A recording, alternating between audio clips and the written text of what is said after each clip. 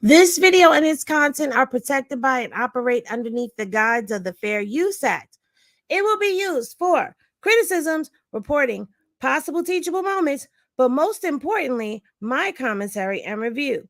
So, hey, YouTube, and anyone who gets butthurt, do not come copyright striking my channel.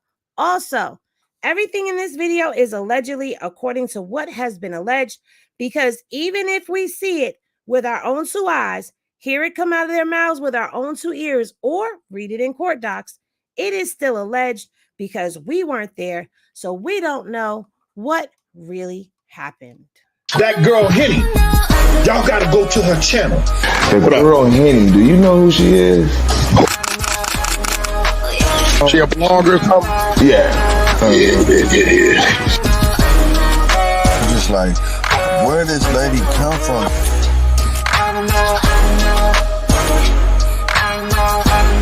Right? On your ass. She on your life, G. Shout out to Henny over there.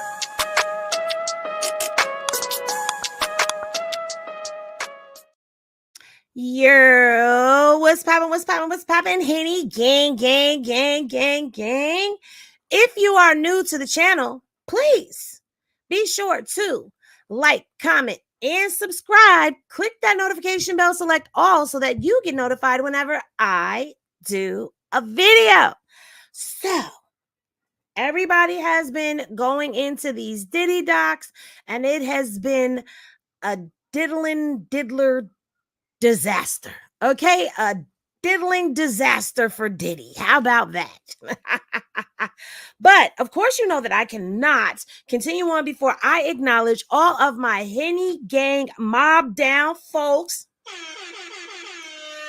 Yeah, let's get into this topic. All right, so I decided that I was going to do something a little differently because, as you know, everybody has been talking and everybody has been saying that they believe that this whole Diddy disaster started because he went after Ciroc. And a lot of people have been making a lot of different speculations. And while this case against Diddy and Diageo, wait a minute, hold on one second, because I got to say it right. Diageo, between Diddy and Diageo, has been the topic of conversation. Hit the wrong button. So, the team got to digging, and at first we found the case redacted. But we got it redacted, folks. Just specifically for y'all.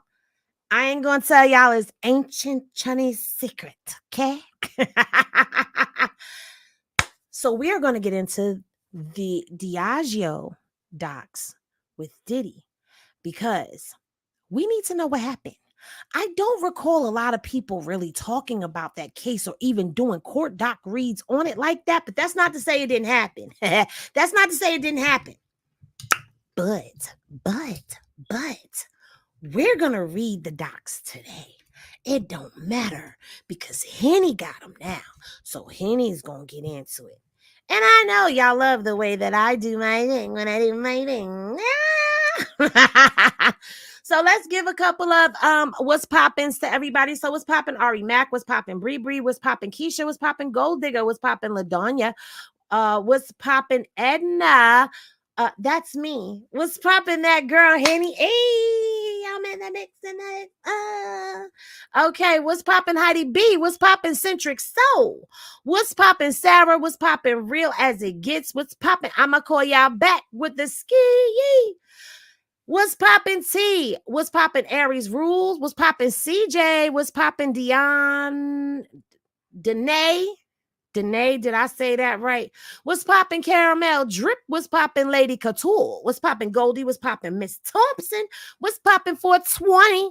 What's poppin' Pretty Ginger? What's poppin' Kayla? What's poppin' Pamela? What's poppin' Niche? What's poppin' Chocolate? What's poppin' Lee? What's poppin' Jerry? What's poppin', Elliot? What's poppin', Miss TR? What's poppin', Laristi?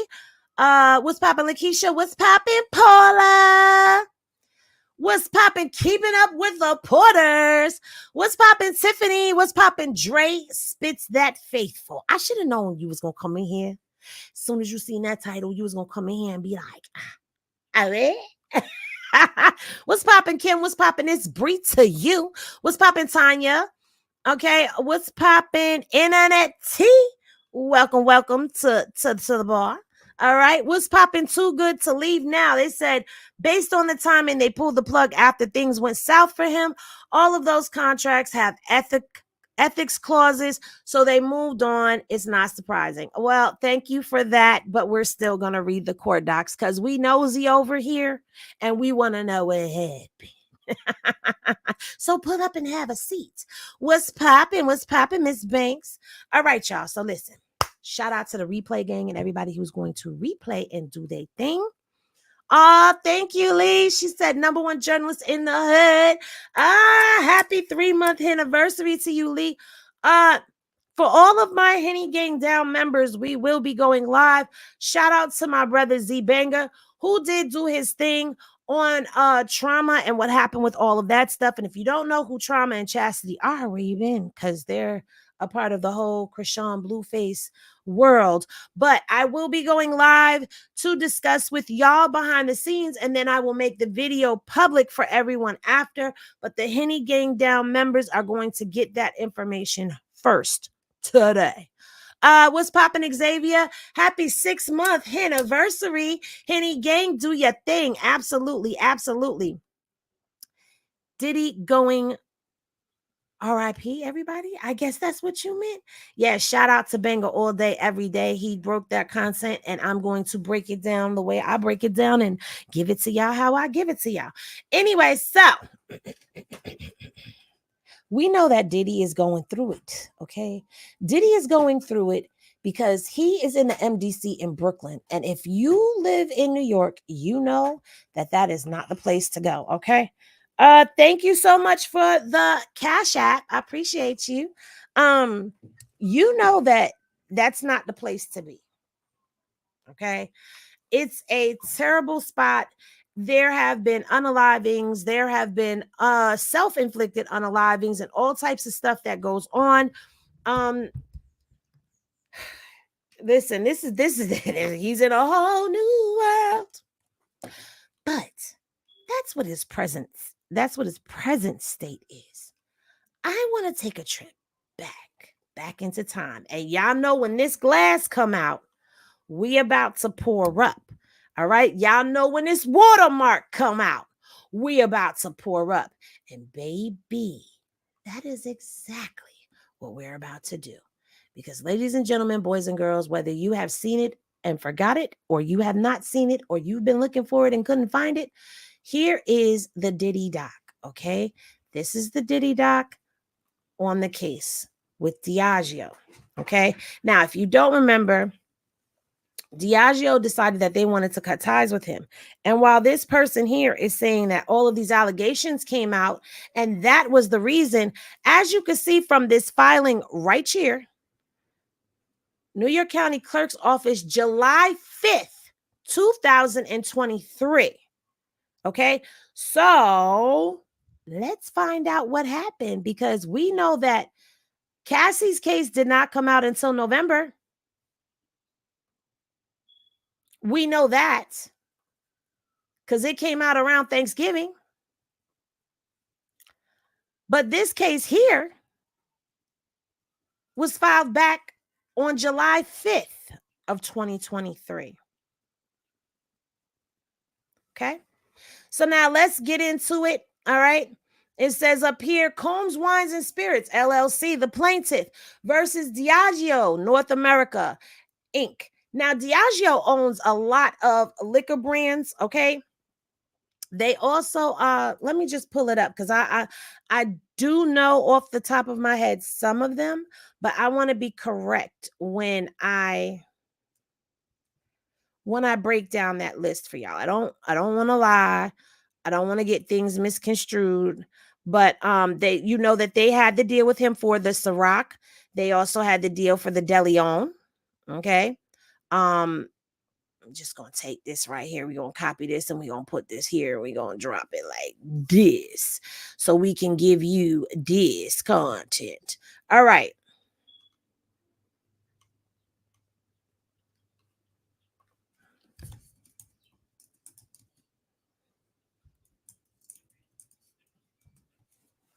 All right.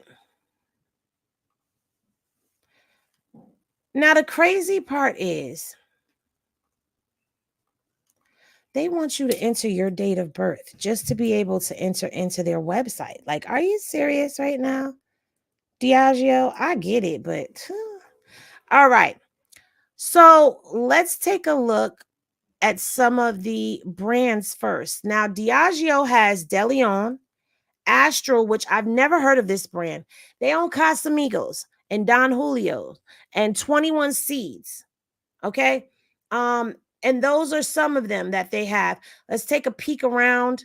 All right. You also see they have Crown Royale, Captain Morgan, Bullet Bourbon, Smirnoff vodka. I don't drink any. I don't like the vodka. I don't like the vodka. I'm sorry. I don't like the vodka. All right. But these are some of this is on their website. This is their brand. Okay, our brands. Okay, explore their brands. This is where we want to be. Look at this.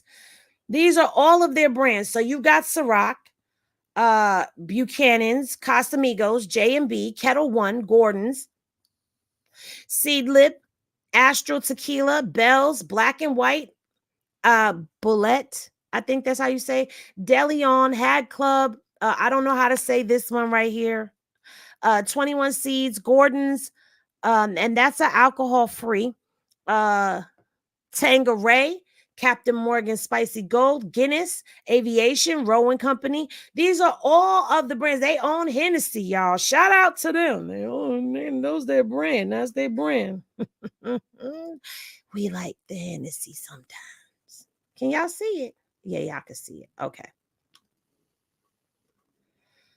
So those are all of the liquor brands that they have a hand in. And you notice that they still have Ciroc and they still have deleon on the roster. Now, Ciroc and deleon are supposed to be Diddy's, right?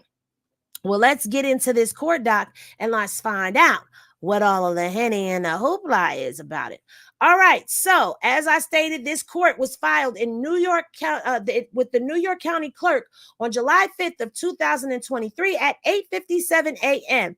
And it says the nature of the action is in public. Diageo, a multi-billion-dollar publicly traded spirits company, proclaimed itself a leader in diversity and inclusion. Diageo's public statements tout that it supposedly believes the most inclusive and diverse cultures make for better business and a better world, and that diversity fuels growth and innovation and ensures we can authentically sell our brands to our customers. Okay. Cloaking itself in language of diversity and equality is good for Diageo's business, but it is a lie. While Diageo may conspicuously include images of its Black partners in advertising materials and press releases, its words only prove the illusion of inclusion. The illusion of inclusion. As Combs Wines and Sean Combs has experienced firsthand, Diageo, by and through its parent companies, Chief Executive Officer Ivan Menez has proven unwillingly to treat its Black partners equally, even when explicitly required by contract to do so. So now this is where Diddy is alleging that the racism came in, because that was what he was alleging on them when they decided that they wanted to pull the plug on their partnership with him. It goes on to say Sean Diddy Combs is the owner of Combs Wines and has a long-standing business relationship with Diageo for two spirit brands, Ciroc Vodka and deleon Tequila.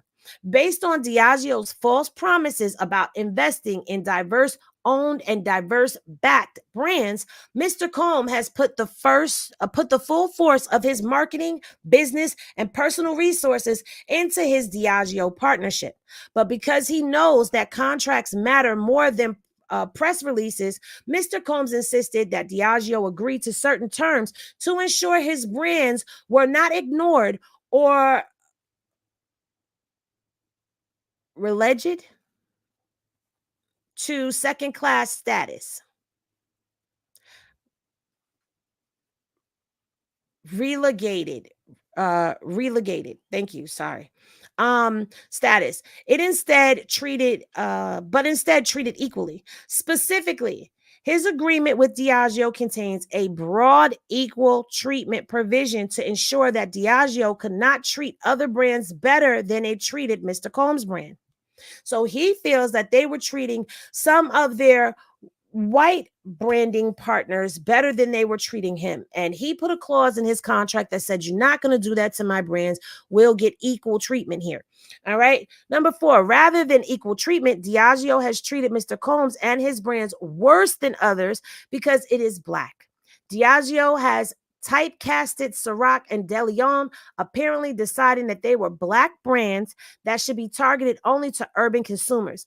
Diageo's president of Reserve and New Business, Stephen Rust, directly acknowledged the company's racist undertones in 2019, telling Mr. Combs that some within Diageo's leadership resented him for making too much money. He also admitted that Combs' race was part of the reason Diageo limited the neighborhoods where the Combs brands were distributed. If Mr. Combs were Martha Stewart, Mr. Rust said, things would be different. So he's saying that they branded his alcohols, his spirits, to the urban culture. Well, guess what? You kind of boxed yourself in when you have French Montana, DJ Khaled, Chinks Drugs. What was the other one that passed away? You had Chinks, and there was another one that passed away from Brooklyn. But either way, they were calling themselves Ciroc Boys. So if your brand is being pushed that way and promoted that way by you and by rappers and all of that nature, then how can you put all of that blame on a company? I don't know, but I can understand how you could feel that way. But this, again, is the reason that Diddy was going after them. This is what we're reading. All right. Diageo, Mr. Menez, did I say that right? And Mr. Rust have put their feet on the neck of Mr. Combs' brand. In a business where production, distribution, and sales are the pillar of success, Ciroc and deleon have been starved of resources for all three. While Diageo invested in and expanded its other brands, many of which are acquired after Ciroc and deleon, Mr. Combs' brands were allowed to wither, getting increased attention only if Combs Wines demanded it under threat of legal action. In a proceeding not before this court, Mr. Combs intends to seek billions of dollars in damages due to Diageo's neglect and breaches. He said he was going after them. Diageo could not even reasonably dispute that deleon has been treated less favorably than brands like Casamigos or Don Julio. Instead, Diageo claims that it is required only to provide deleon proportionately equal treatment. Now, let me tell you something about deleon. Deleon tequila gives me a hangover. It gives me a headache. Okay? I don't get a headache when I drink Don Julio. I don't get a headache when I drink Esplanade. Or as I was told, I'm going to call y'all backs. People call it the dead homies.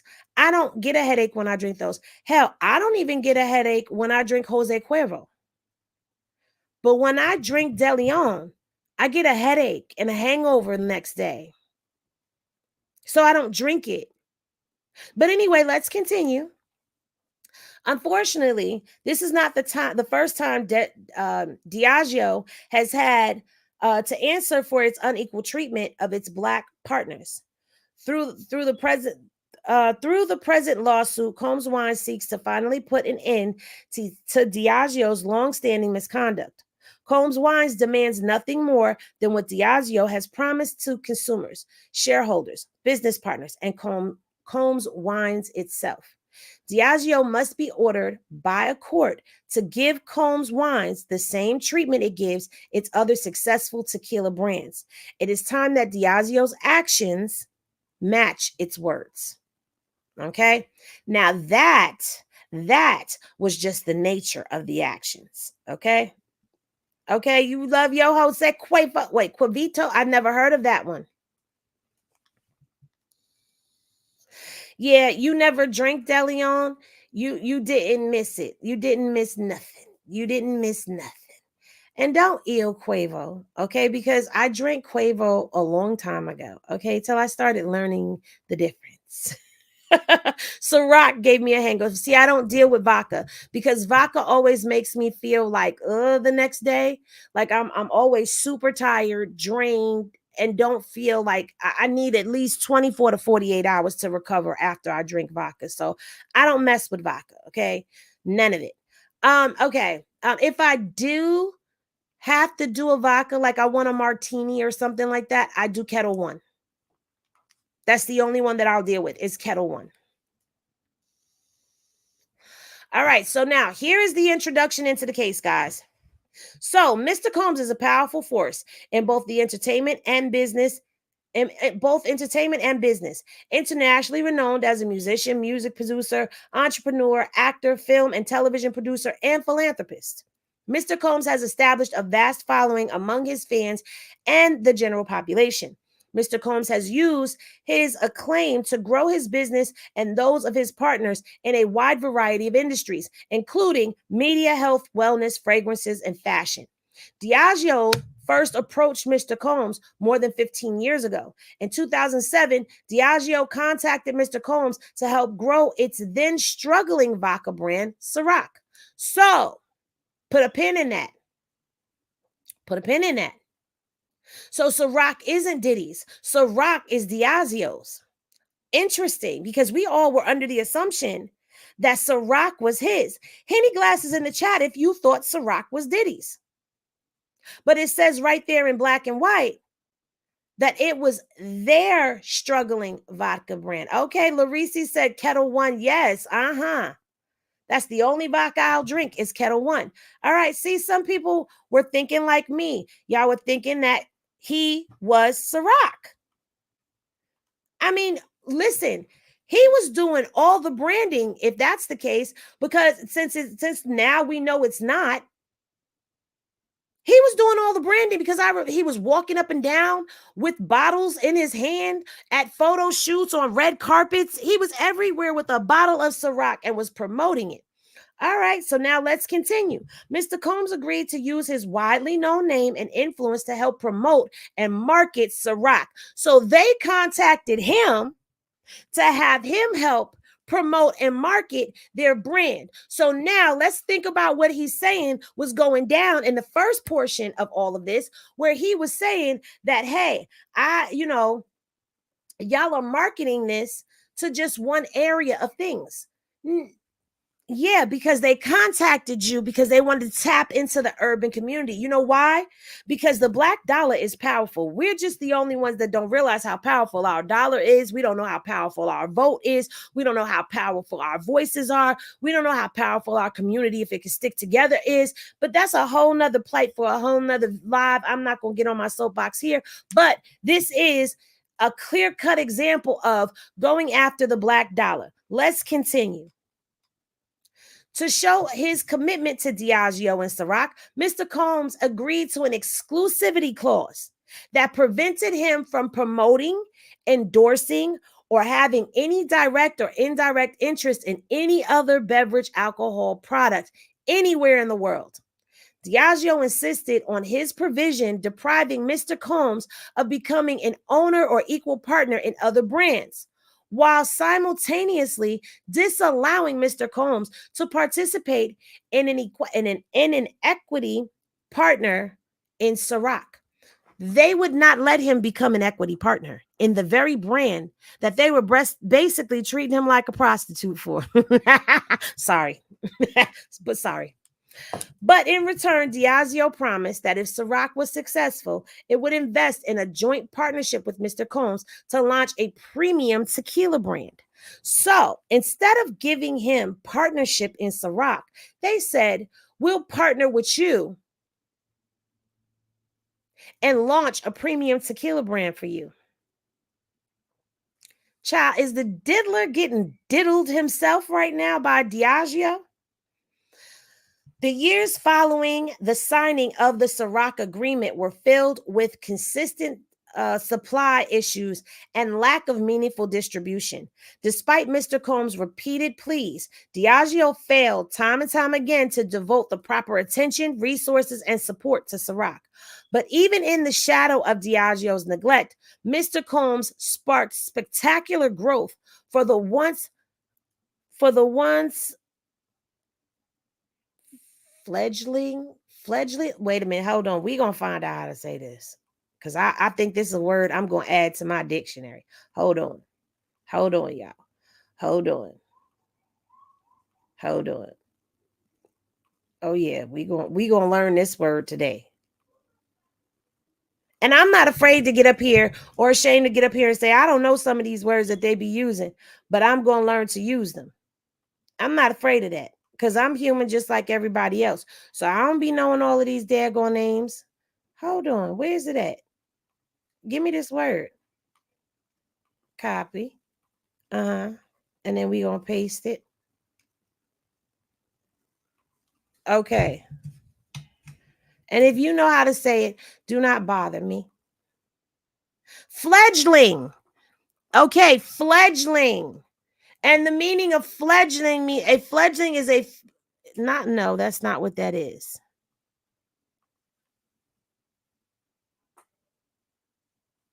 I don't know if they meant to use that word. Let's go to the Oxford Dictionary, shall we? Because it's saying fledgling, a young bird that just learns to fly. I don't know if that was the right word for them to use. Okay, fledgling brand. Mr. Combs' impact is proven by the numbers. In 2007, Ciroc sold only about 75,000 cases per year. And just 2 years after Mr. Combs began promoting Ciroc, annual sales grew to about 400,000 cases. And by 2014, sales of Ciroc had grown by 3,000% since Mr. Combs began marketing it to approximately 2.6 million cases per year. Wow. Talk about growing it. Okay, he grew it. Due to the power, reach, and efforts of Mr. Combs, Ciroc went from just another vodka to $1 billion spirits brand known by millions. And at that time, he was not known as the diddler. It was still rumors and speculations. Right, Tiffany, but I came up out of there because they talking about a struggling bird, a bird struggling to fly, or something like. Hey, listen, okay. Immature, inexperienced person. Right. So I'm just like, okay. Despite Mr. Combs' efforts and optimism and Diageo's promises, the parties' marriage suffered. Their marriage suffered. That's a good. I never thought about a business partnership as a marriage, but I guess that makes sense. Almost immediately due to Diageo's neglect. Don't that sound like a real marriage too? The parties had formal and informal agreements about distribution, investment, and branding positions for deleon tequila. Yet Diageo consistently fell short of its commitments. It instead began investing more heavily in other brands, including the competing Don Julio tequila that it acquired in 2005 and Casamigos tequila, which it acquired in 2017. Now pause, because I was told that Casamigos is disgusting and that Casamigos was better when George Clooney had it because George Clooney was the owner of Casamigos. I didn't know that. So if you didn't know that, you just learned something. If you knew that, then you were a step ahead. Enamored with this new shiny toys, Diageo committed to and focused on deleon inevitably suffered. Left alone to save deleon, while Diageo invested more than $1 billion to acquire competing brands, Mr. Combs, with Diageo's knowledge, redesigned the deleon tequila bottle and developed a marketing plan to promote it. But Diageo again left Mr. Combs out to dry. Diageo instead on an insisted on an inferior design using inferior material, and even worse, launched those redesigned bottles without any marketing support. The public was understandably confused, and the product continued to fail. Diageo's refusal to abide by its obligations and promises escalated into the late 2010s to the detriment of deleon tequila. For example, Diageo unilaterally discontinued deleon's 375 milliliter without Mr. Combs' consent, creating sharp sales declines in key markets. Likewise, in 2019, a Diageo clerical mistake caused the Mexican government to impound a critical shipment of deleon tequila at the border. In 2020, Diageo's unfair treatment of deleon reached a new height.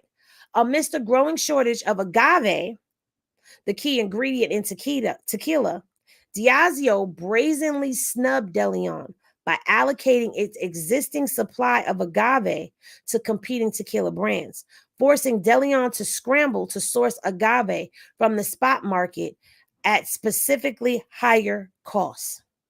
Damn, it sounds like they was little boy in here, and they was sunning him. The result of this systematic neglect, widespread and years-long shortages and out of stocks of deleon tequila in major markets, including California, Texas, and Florida. Adding insult to injury, Mr. Combs learned of these varied inventory issues from retailers, not Diageo. Diageo's failure to provide even this basic courtesy confirmed the worst. This was not a good faith partnership, let alone the trusting marriage Mr. Combs had hoped for. Now, pause for a second. Now, we quick to get on people that go around him and say that, well, when you've been around him and you was around him for years, why did it take you so long to get away? Well, I'm going to pose that same question here, okay? If you were with them in 2007, and we talking 2020 now, okay, and you saw all of this was happening way back when, you started noticing these things in 2010 and 2014, 2020, 2020, we still here? You ain't learned your lesson and pull out? Pause. No Diddy. You ain't learned your lesson, no.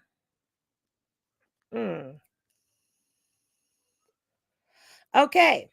While Diageo has undoubtedly violated its contractual obligations and unfairly lined its own pockets, this case is not an ordinary contract dispute in which a party chooses to disregard its contractual promises due to greed and profit. Rather, similar to the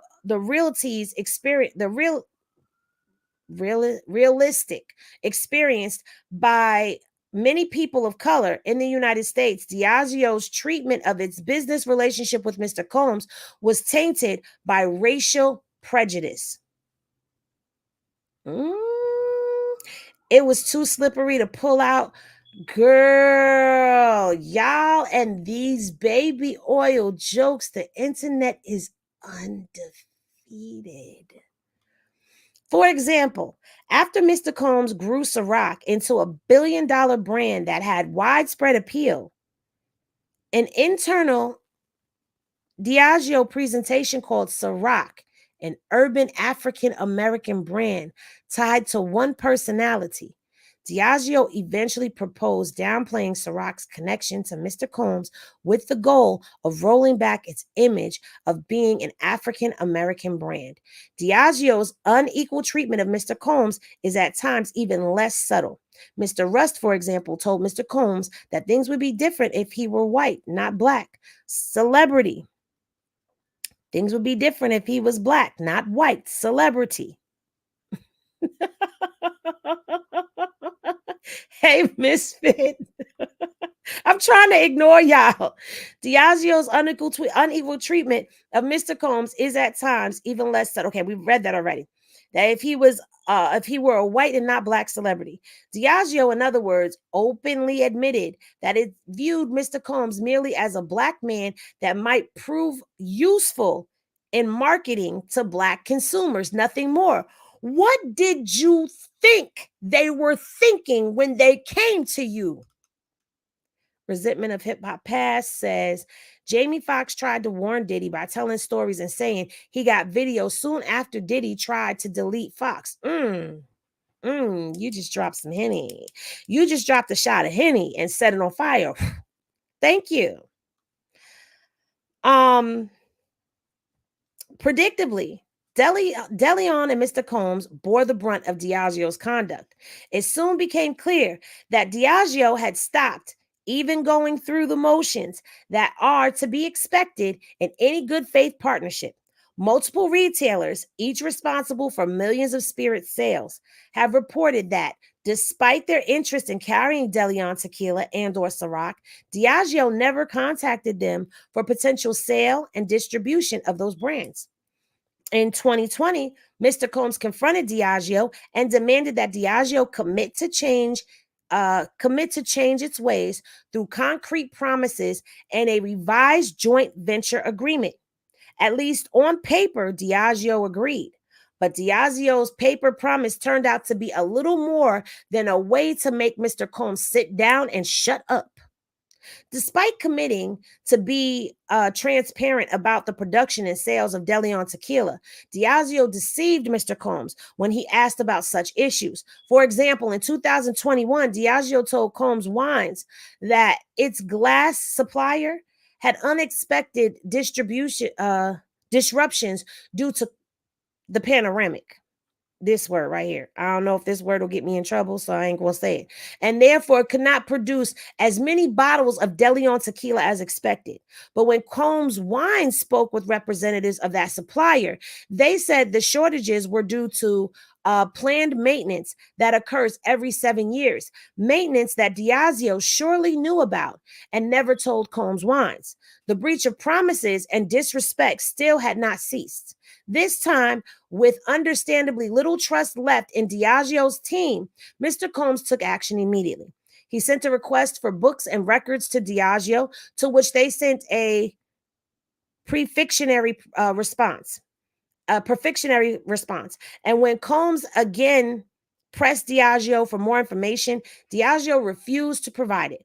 Diageo's retort to these follow-up inquiries spoke volumes about its backwards treatment of Mr. Combs. While refusing to honor its own promises, Diageo demanded that Mr. Combs provide confirmation that he would not violate his non-disparagement clause. In short, Diageo did not care about respecting its obligation to Combs Wines. All it cared about was avoiding public accountability for its own discriminatory conduct. Ciao. Baby. Baby. They basically said, look, we're going to slut you out.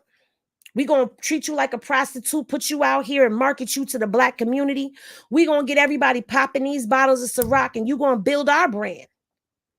And no, we're not going to give you a percentage in the brand that you helped build, because as we read, it was $75,000 a year that they were bringing in off of Ciroc before he came in.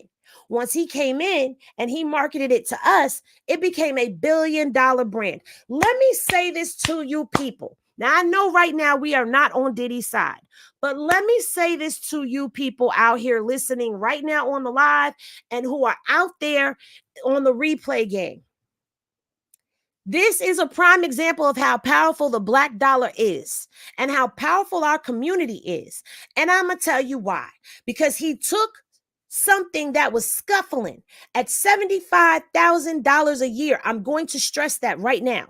$75,000 a year is somebody's income that they make for a year. That's what they were getting off of that Ciroc brand. Diddy stepped in, marketed it to our community, to the urban community, to the hip hop community, to the black community, to the Hispanic community, to people who related to hip hop, and pushed it up to $1 billion business.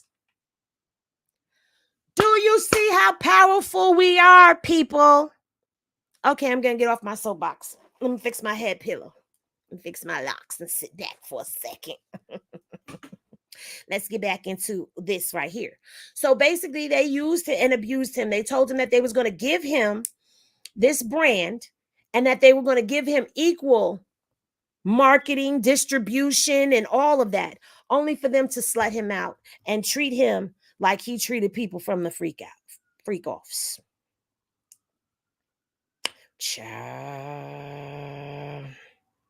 All right. Where were we?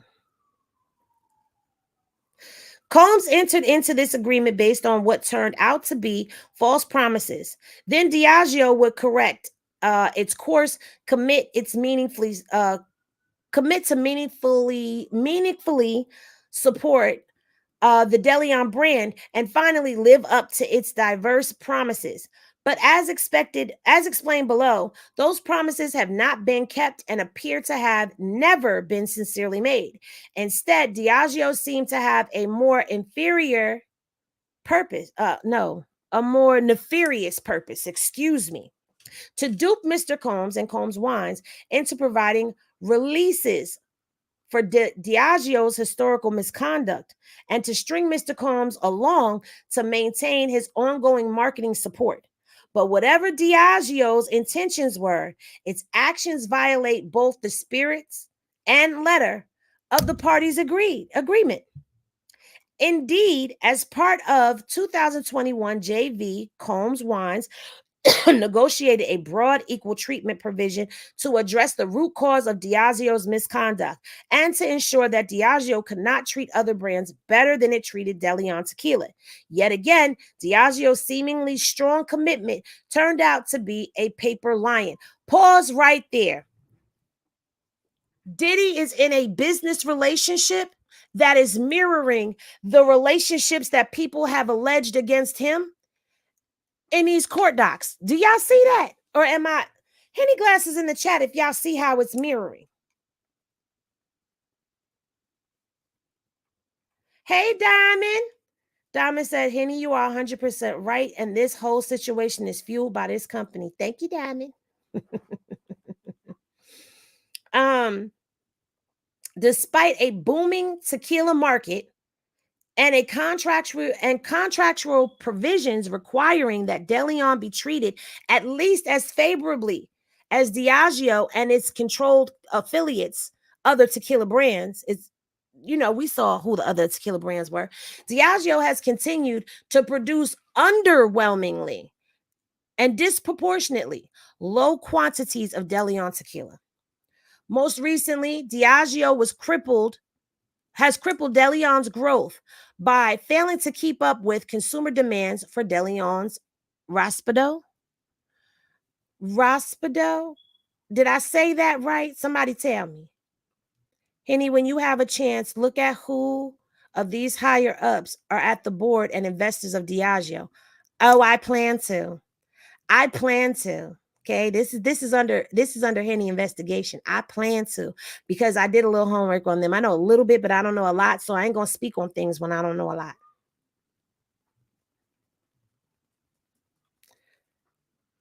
Okay, so I see some of y'all put some Henny Glasses down there in the chat. I don't know what y'all was saying no to. What y'all saying no to? Y'all was saying no to me.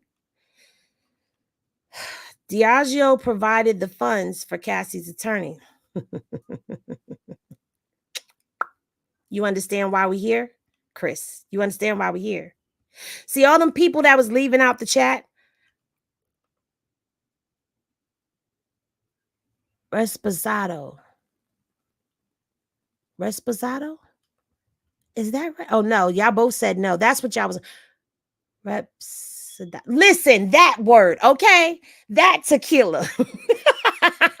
Thank you, but that tequila. As that tequila surged in popularity, Diageo did not adequately ramp deleon production, causing deleon, that tequila,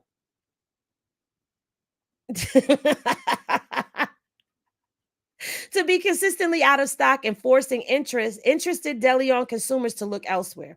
Adding salt to the wound, the Combs team had for years foreseen this trend and had pushed that tequila as the would-be or should-be hero of the deleon portfolio. Okay?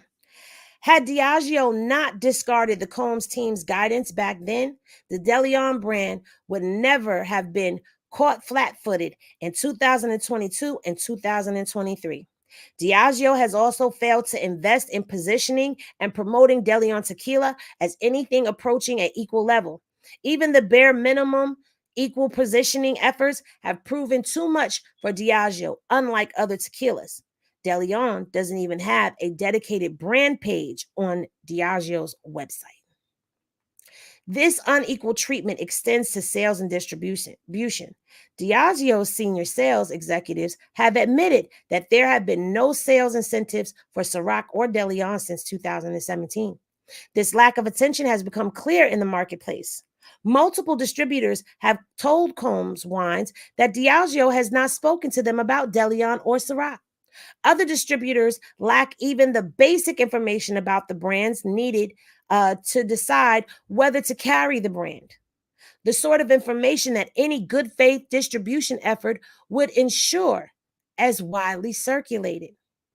Numerous market participants, both inside Diageo and independent of it, have correctly diagnosed this problem as one of racial stereotyping.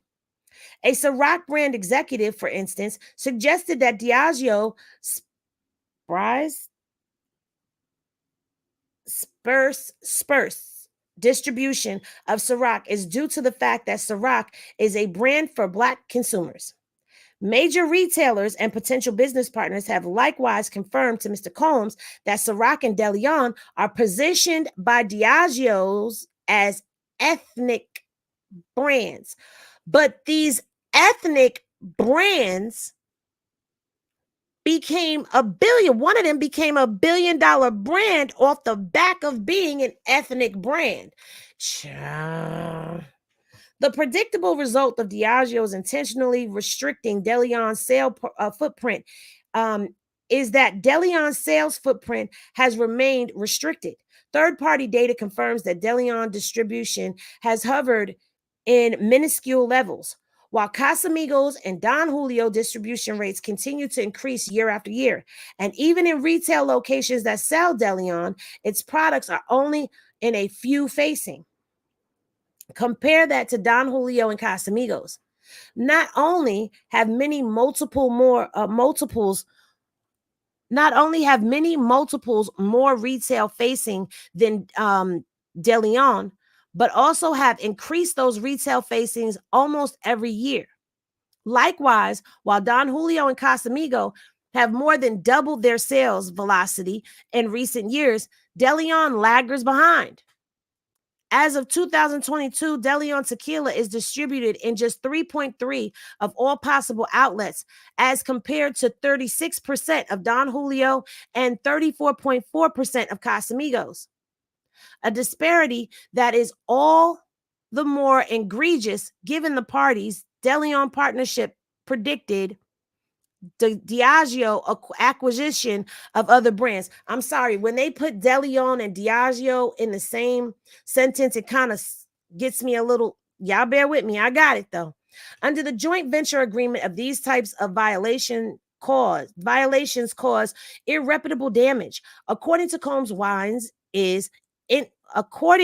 Combs Wines is entitled to equitable relief, including injunctive relief or specific performance, to enforce the promises that Diageo agreed to. Combs Wines is now left with no option but to seek injunctive relief from this court to enforce the third JV agreement as written. The growth of deleon tequila brand has suffered significant headwinds and damage due to Diageo's intentional and willful conduct. At this point, only a binding enforceable court order will finally put Diageo on the path to compliance and force Diageo to end its deceptive, discriminatory damage and behavior. Now, child, that's the case. That was the case back in 2023 in July. Not Diddy had more oil than Saudi Arabia. I'm done with y'all. But we're not done, ladies and gentlemen. Oh, I'm sorry. I read that one, but I didn't read this one. But this was just this was the okay, so let me go back. Let me correct myself. This was the original filing, okay? And this original filing was in March of 2024. All right. And this was the actual filing that went into the county clerk's office. But anyway, this is the case.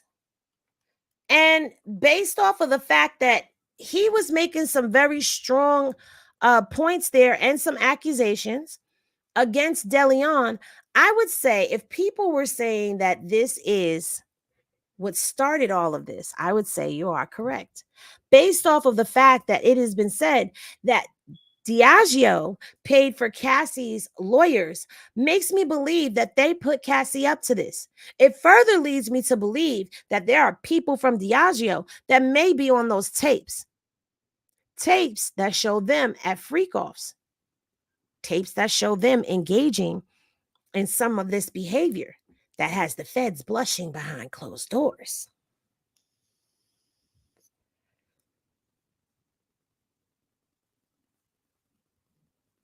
I'm just saying. Send you the StreamYard link? Absolutely. I'm about to drop this link and bring Diamond up, y'all. Please, only Diamond hit the link. There you go, Diamond. Come on up, Diamond.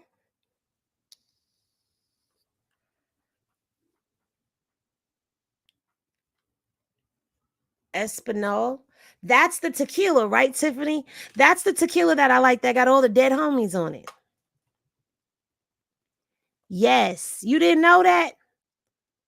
Yeah. George Clooney owned Casamigos. And then Diageo took it over. Hey, Diamond. Hey there. What's poppin', Diamond? Hello. Hello. See you on my favorite topics. Let's get to it because I know you got something to say. Yeah, it's a beautiful thing that you bringing this up, because if you look at the whole totality of this situation, that the raids at the house in Miami and Los Angeles, that whole investigation was launched out of Washington, D.C., not out of New York. It came from someone in Congress who was influenced by the alcohol lobby, had them to start investigating him. Okay? Now, understand this. Diddy has partied, him and Cassie has partied with the heads of this alcohol company, this Diageo. Okay? They have partied together. So they are privy to knowing about a lot of things with him and her. They settled this, they settled and gave him some money. And she wanted her cut. And they told him that they're going to give him what he's asking for, but he's going to spend that ass some. He didn't understand what that threat meant. Now we are seeing what that threat meant. You see what I'm saying? It's some real shady shit going on, you know. See, my And thing with all of that is, to just not to cut you off, but my thing with all of that is, a lot of people, a lot of us have already been on that, but no one was able to really get into those docs and read them in their entirety because they were redacted.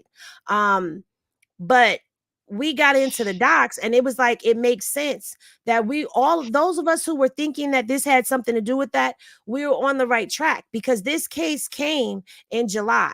Her case came in November. And I think I got a little mixed up in the beginning when I was doing this video. So my apologies if I did. But this case came first. And so they ended up making Diddy settle, right? And now, as you see, they still yeah, they have gave they deleon on gave their him page. they gave him 75 million, and they told him he'll spend it. He gonna spend all of that and some. You know. And now he is. And her thing was when he settled for that 75 million, she said, I done freaked with these motherfuckers with you. I done did all of this shit with you with these motherfuckers. Give me my cut. And initially he was like, you ain't got no cut coming. And she like, you crazy as fuck. I done fucked all these motherfuckers. You know what I'm saying? With you. Excuse my language. I'm sorry. I forgot the ladies are here. But that was their conversation, you know what I'm saying? And he wasn't going to give her nothing initially. However, if you look, the lawyers representing Cassie is the same law firm that represents Diageo on a lot of other endeavors that they have. So they said, okay, you want to play this game, you're right. We're going to give you the money. We're going to go ahead and give you the money, and we're going to sever our ties with you. You know what I'm saying? But you're not going to enjoy this money. You are not going to enjoy this money. And they went to the alcohol lobby, and everybody that don't know what an alcohol lobby is, you have people that are in Washington, D.C. that are paid to hobnob and influence members of Congress and Senate and all these things to vote in their favor when certain things come on the table and certain favors need to be done. So they basically sit up and all they do their entire job, and a lot of them are lawyers and a lot of them are law firms. The alcohol lobbies just basically give money and donations and treats to our congressmen and women and senators, you know what I'm saying, in order for those alcohol companies to be able to do business with no problem, you know, and get their way. So one of the alcohol lobbies for Diageo got at the Congress people who they have in pockets, and they told them, look, we need you to go ahead and initiate an investigation into this dude. You know what I'm saying? This, and this is going on. You know what I'm saying? And he came after us, so now we need to go after him. And this is not a simple request. This is a demand. And we've done all these beautiful, sweet things for you. So now you need to do this beautiful, sweet thing for us. All of us. Homeland Security is on Diddy's bumper. Now Homeland Security, they secure a warrant because Cassie, under the influence of her attorney, which is Diageo's attorneys as well, you know what I'm saying, has begun to cooperate with the Homeland Security. So they knew what to go look for, where to go look for it, and all of these things. And now here we are. You know what I'm saying? See, one thing about it, Puff he got some of these people, you know what I'm saying, on video. And that's what they were if you notice, they were really going after all technology stuff that he possesses, and they got warrants now still that they're serving to try to get in iClouds and this cloud and that cloud, because it's a lot of floating in the clouds, Well, you know what? and that's another reason that they don't want him. Another reason they don't want him out. And see, the feds did say the other day when they made their press release that their focus is the freak offs. So that's telling me of course they're watching these tapes, but they're looking at who's on these tapes and they're looking at who they are. And I know that those freak offs are filled with a who's who of everyone, not just celebrities, not just rappers, not just actors. There's royals on there. There's people that are in branches of government on there. And not just branches of government from here, branches of government from overseas as well, because them freak offs were international. So yeah. Dami, you have any predictions as to what you think the outcome may be, or what you think the next step is going to be in this case? Yeah, they're gonna hold him in jail for about 8-9 months, and then all of a sudden they're gonna have some type of hiccup in the case, and he'll take a deal for a reduced amount of time, somewhere between, I say somewhere between 8 and 15 years. He'll take a deal for somewhere between 8 and 15 years, and not an astronomical amount of money, but a nice chunk of change.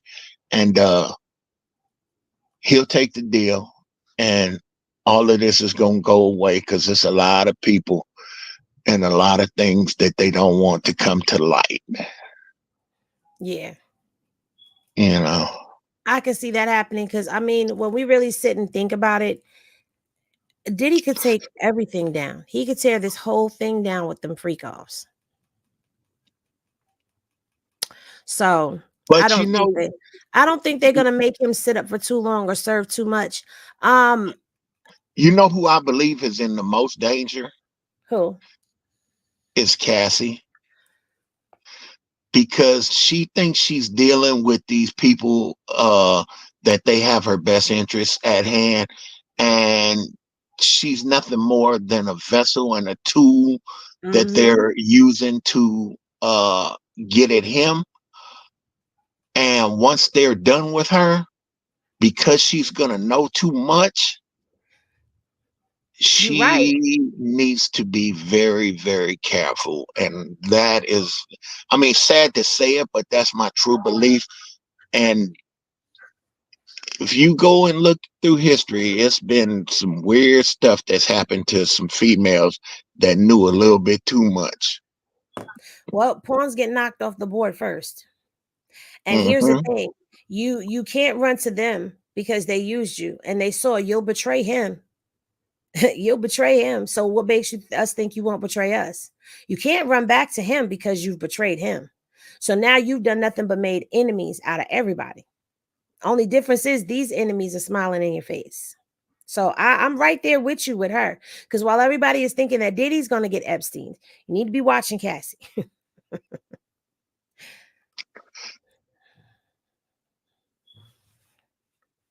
Yeah. It's an ugly situation. It's a lot. It's so much under the surface that people don't know and understand, and it's crazy. That's just like she's happy that she seems to be winning this time, but the thing that I hope and pray that she remembers is that these are the same people that claim to be his friends.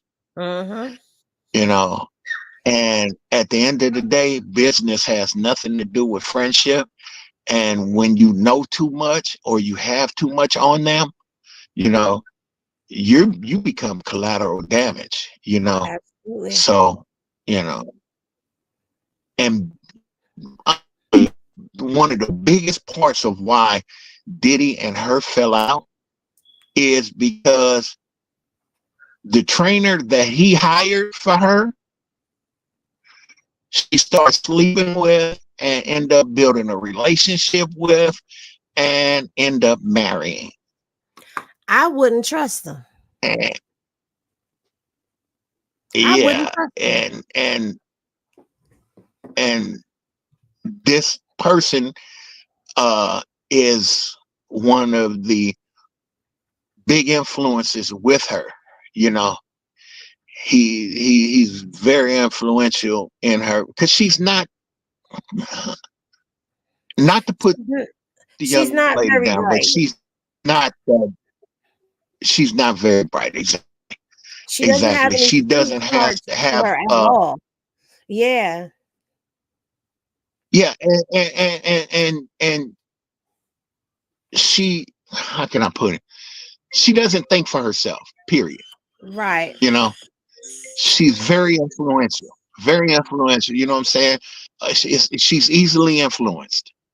You know, so it's like whoever is running her life is running her life. And that's Yeah, the sad whoever's part running her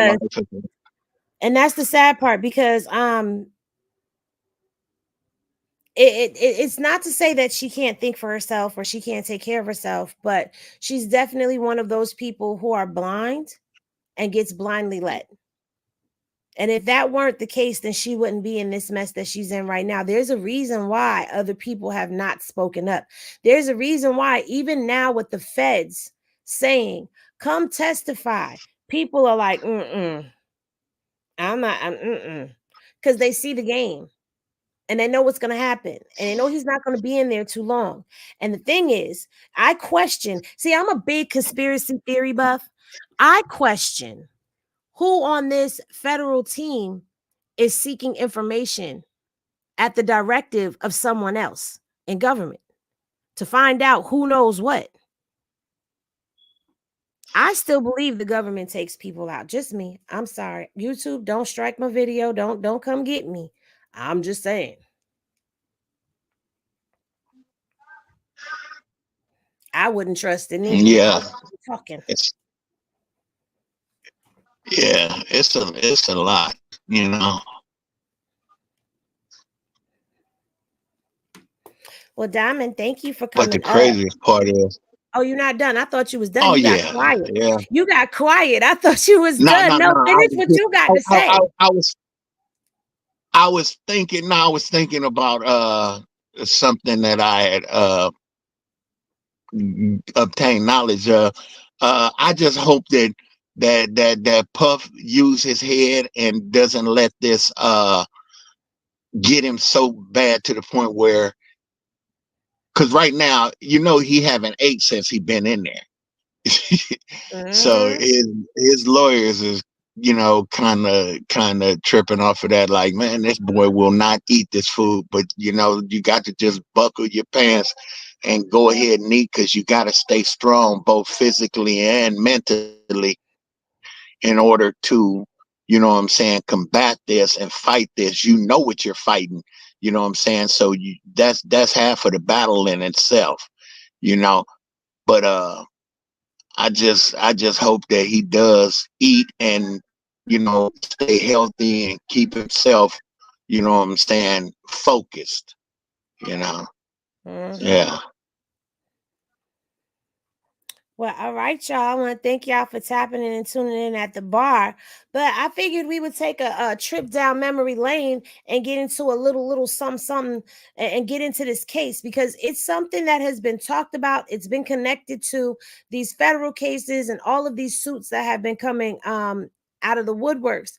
I wouldn't be surprised though, Diamond, before we go, I wouldn't be surprised if some of these lawsuits that have been coming out of the woodworks are planted lawsuits as well. What's your thoughts on that? Well, it begins a frenzy. Anybody that was around and took part in these things, whether it was willingly or what have you, you know what I'm saying? They see the potential and opportunity, you know what I'm saying, to get some life changing money. So everybody wants, oh shit, he's going down, the ship is burning.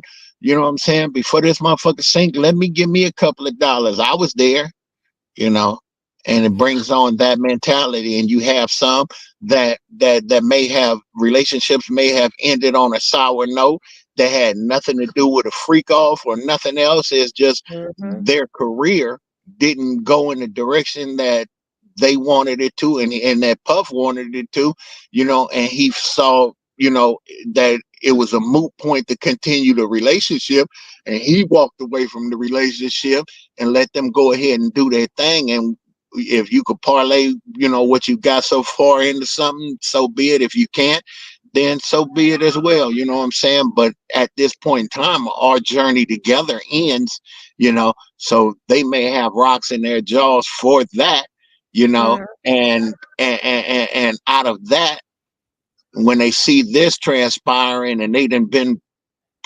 present and participants in these freak offs, then, you know, hey, they say, shit, let me try to give me a piece of the action, you know. Right.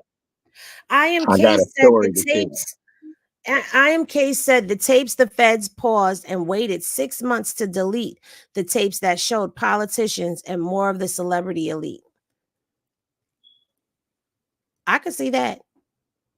Let me say I see this. a lot of y'all are Let me conspiracy say this. theorists as well. Puff was in a relationship with J-Lo for years. And anybody and everybody who knows him knows that every inch of every home that he has is wired. You know what I'm saying? With cameras. You know, he could sit back in his room and watch every room in the house. So, with that being said, he got some hell of a hard drives. I believe it. And you You talking know, about a span of decades? yeah. So, you know, when you start getting the people of that level, you know, it's some shit coming down the pipeline. You see who resigned yesterday, huh? Uh-huh. Yep. Yeah. And if you go back and look, who's been one of his staunchest, you know what I'm saying, advocates. Oh, who you He talking about? Who, advocated Stevie J? publicly. No. What record executive resigned yesterday? Oh, I can't say his name, but I know you're talking about the one that looks like Russell Simmons. Exactly. Exactly. Yeah. What I found interesting, and I don't know if a lot of people got this information or saw it, what I found interesting is all this time Jay-Z's been quiet. Now Jay-Z's spotted in New York. Kevin Lyles, thank you. So I found that very interesting because all this time while this was going on, Jay-Z was super quiet. And now all of a sudden they see him just chilling, coming out, walking, going to go from one building into the car. We haven't gotten that.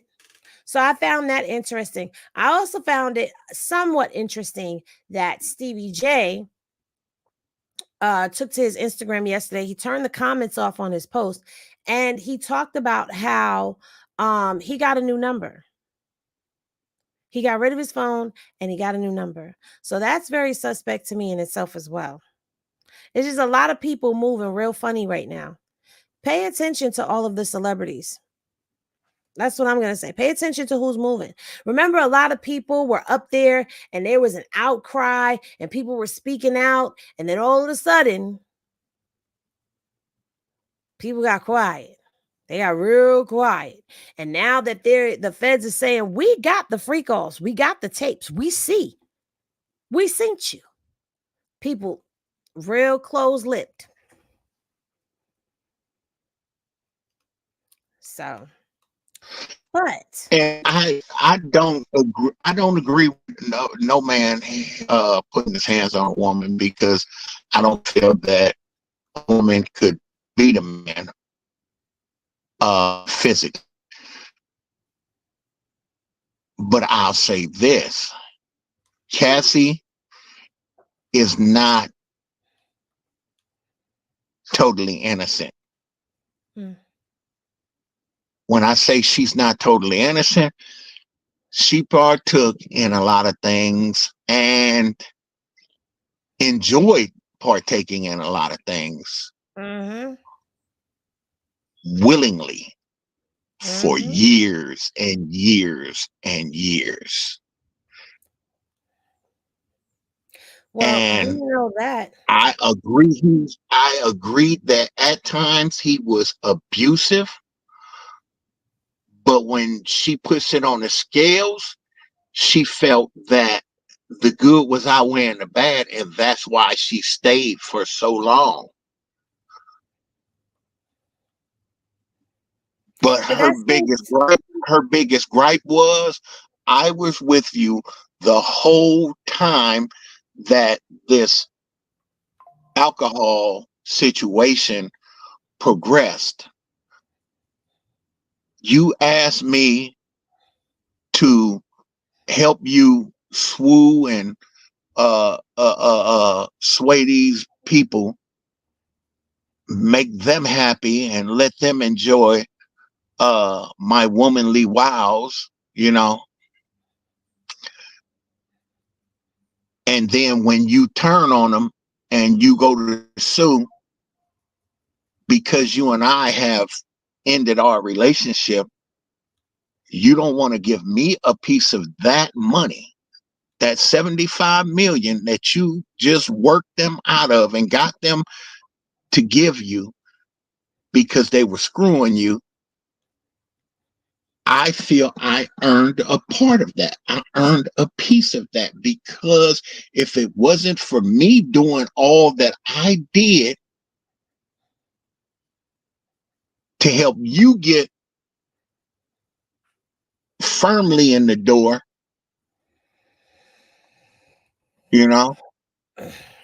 As far as some of the things that she participated in, I'm going to put something up on the screen, because this was going to be another video that I did, and I'm still going to do it. But I just want to put this up here real quick for y'all to look at. Least we not forget Kim. Least we not forget Kim. Because at the end of the day, Cassie participated in some of the things that Diddy was doing to Kim. So there was a point in time where Cassie was not such a willing participant, well, was very much a willing participant in things. And there's a portion where you could say that because of, and this is my stance on it, because of the continued and repeated and the amount of Tusi abuse and whatever else they were doing, none of them were in their right states of mind. But in those instances, when it comes down to Kim,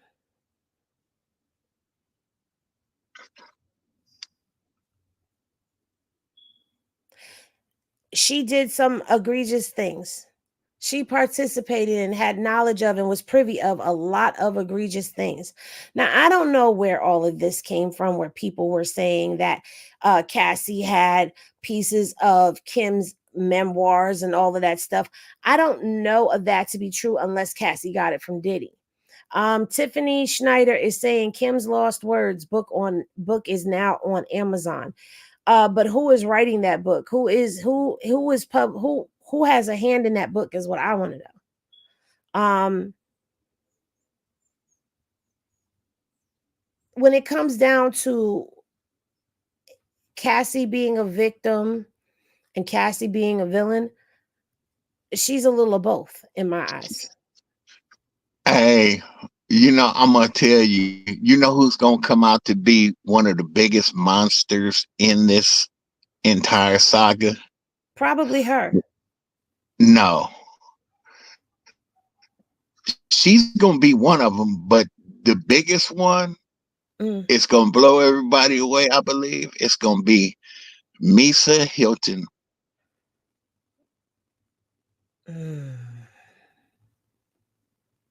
Because when things really get when the situation is really understood, she's really the one that created the monster.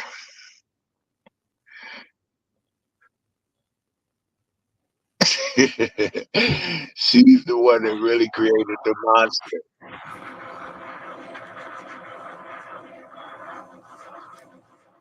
Because in the beginning, Puff wasn't like that.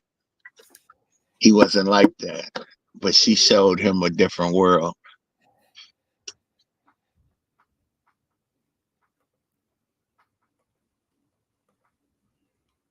I'm at a loss for words.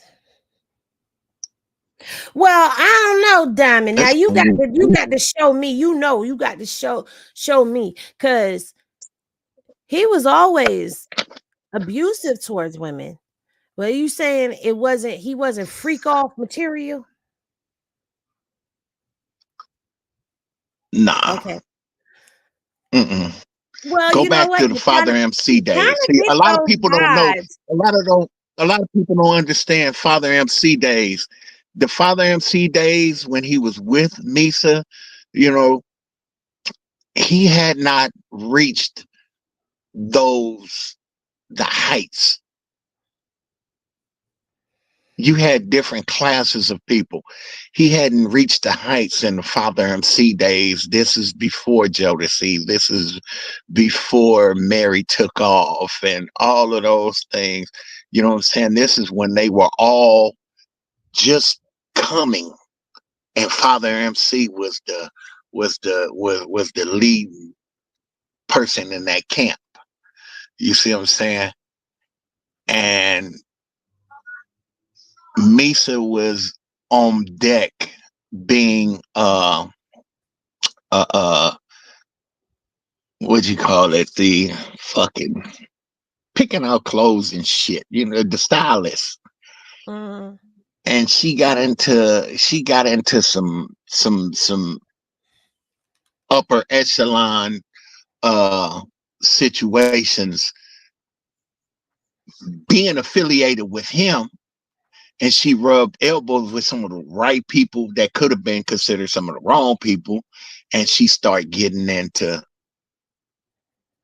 industry shit, and she liked it, and she introduced him,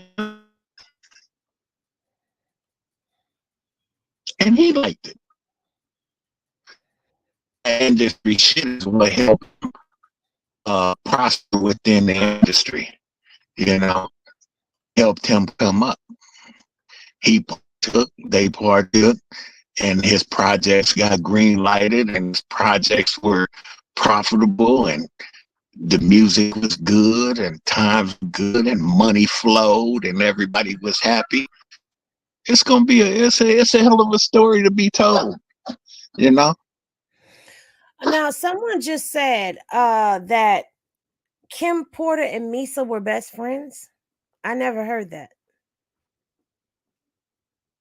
I know they were cordial. I don't know best friends. And there's I don't know another best comment friends. that says, I found out yesterday that is not his mom. That is his aunt. His mom was unalived with his dad at age 2. A podcast from Harlem said that on their show. Never heard that. Neither have I.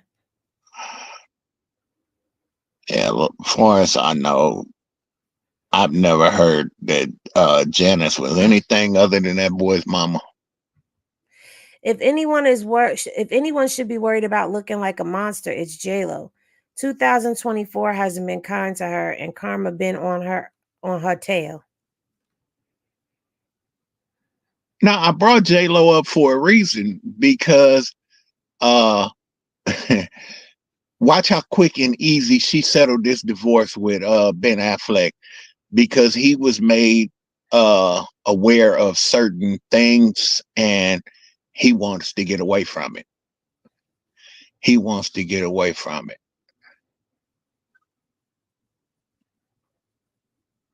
Some saying liquid cocaine. So could that be too baby oil?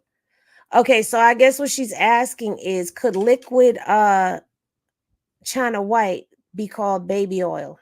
Well, they said baby oil. I'm quite sure the feds would have known whether or not it was baby oil or if it was China White or not. Yeah, that was an obscene amount of baby oil and lubrication. Exactly, remnant of hip. Listen, Diddy's mother be at them freak offs and be kissing his mouth. Okay, and we seen a video that was just recently leaked of the two of them taking an IV together. And he said that the freak offs last for days and that afterwards everybody needs an IV. So, and they said in one of the other court cases that she was privy while they was playing Carisha Please, is a drink game that she had. And him was naked and pulled him Winky out. And she was right there. There's something weird going on, a little strange going on. I don't want to see my son. I wouldn't be around that.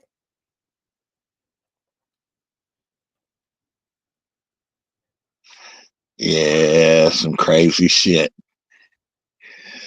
Blonde hair and white nails. Good night, because y'all about to start cutting up. I ain't doing this with y'all. I'm not doing this with y'all. But anywho, thanks y'all for tapping in. I hope that y'all grabbed some information for this. I seen that there's a lot of rumors that are out there. I know there are a lot of rumors, and I'm going to do a panel. I was supposed to do a panel the other night, but I ended up having to go into work. So tonight, and it will definitely be probably later on, because I'm not even going to lie to y'all. I was supposed to go live again and record a couple of videos. I'm tired. Hey, have you noticed the way CS2 back changed up on Diddy too? I did, because at first he was on his side. Now all of a sudden he not. I sent you a link last night to one of the ones where he was so on his side. But you got to remember, old Game spent a lot of time with Puff, just hanging out and just staying with Puff for no apparent reason. Was no business going on.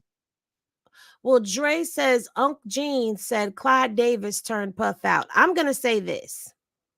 There was Clive. There was Andre Harrell. There was Quincy Jones. There was a lot of big people that were around him. So Clive Davis, I'd say, probably played a hand, allegedly. I'm going to say allegedly because I have to. Allegedly had a hand in all of this. But there's been rumors of Clive Davis and all of them grooming people just like Puff. But what I will say to you, if you want to chew on something, in case you haven't, go down the rabbit hole of Justin Bieber. Because I was going down the rabbit hole of Justin Bieber myself, and I never realized certain things that were right in front of our faces and the transformation that happened within that young man. But I'm going to say this. It was more than Clive Davis that flipped Diddy out, in my opinion, in my humble opinion. Yeah, you got to remember, they had a whole little circle, Leor Cohen, and you know what I'm saying, all those record execs, they had their own little secret society. You know what I'm saying? And Jay-Z and Puff and all them was in there, you know? Yeah. Well, all right, y'all. I'm going to come back on a later tip and do a panel. Just make sure that your notifications are on. Be sure that your notification bell is selected to all, because I'm opening up the floor to all of you to be able to come up later on and to give your opinions, your thoughts, whatever it is that you want to have, as long as it's going to be a healthy dialect. It's not going to be any arguing or going back and forth. I know that there are some people that are on Diddy's side, but a lot of people are not. I know that there are some people that sympathize with Cassie. agree, and I know that there are a lot of people who do not. I also know that there are people that are on the fence with all of this. I want to thank Diamond for coming up and sharing his wisdom up here with us. Y'all be sure to tune in and be on the lookout. I will set it up ahead of time, but not too far ahead of time when the panel will open. I'm looking forward to seeing all of you come up. I'll explain how the panel will go because I would like to make sure that I get everybody up here and everybody has a chance to voice their opinions. And I don't know. We got some new developments coming on. Hennessy Reviews is making moves, but I'm not quite ready to announce it just yet. This would have been a good night to do that, but I'm not going to do that tonight. So I will see you guys later on. Henny is going to go eat for the first time today. Don't y'all come for me. That be coming for me about me eating. I'm going to go eat right now, and I'm going to relax a bit because today is my first day off, and I want to enjoy some of it with myself and my children. So I will be back here later to do a Diddy panel. Also, if you missed the panel, you can catch the replay, but you don't want to miss what I'm dropping tomorrow because tomorrow I am dropping a huge bomb.